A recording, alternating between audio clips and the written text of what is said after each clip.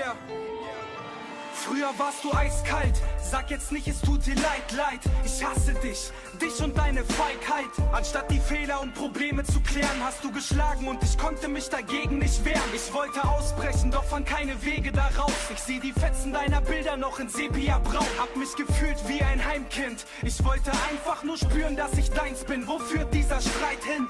Ja, es stimmt, ich hasse, dass ich deine Wut hab. Doch ich bin anders und ich achte auf meinen kleinen Bruder. Ich halte mich fest an einem Seil, das schon gerissen ist. Wir beide wissen es, denk ja nicht, ich vermisse dich.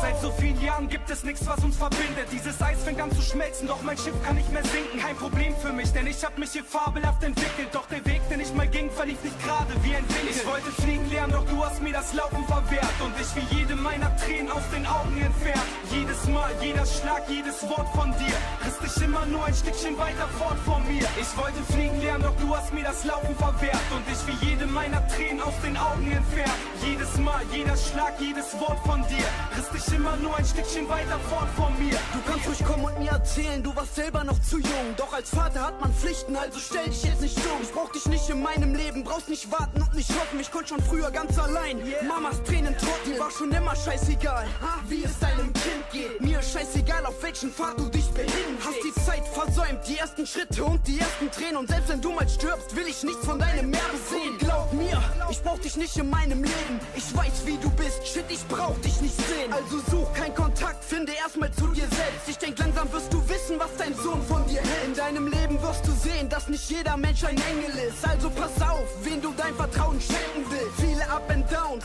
Junge, halt den Kopf hoch. Vertrau nur auf dich selbst und verliere nie die Hoffnung. Ich wollte fliegen lernen, doch du hast mir das Laufen verwehrt. Und ich wie jede meiner Tränen aus den Augen entfernt. Jedes Mal, jeder Schlag, jedes Wort von dir riss dich immer nur ein Stückchen weiter fort von mir. Ich wollte fliegen lernen, doch du hast mir das Laufen verwehrt. Und ich wie jede meiner Tränen aus den Augen entfernt. Jedes Mal, jeder Schlag, jedes Wort von dir riss dich immer nur ein Stückchen weiter fort von mir. Ich wollte fliegen lernen, doch du hast mir das Laufen verwehrt. Und ich wie jede meiner Tränen aus den Augen entfernt.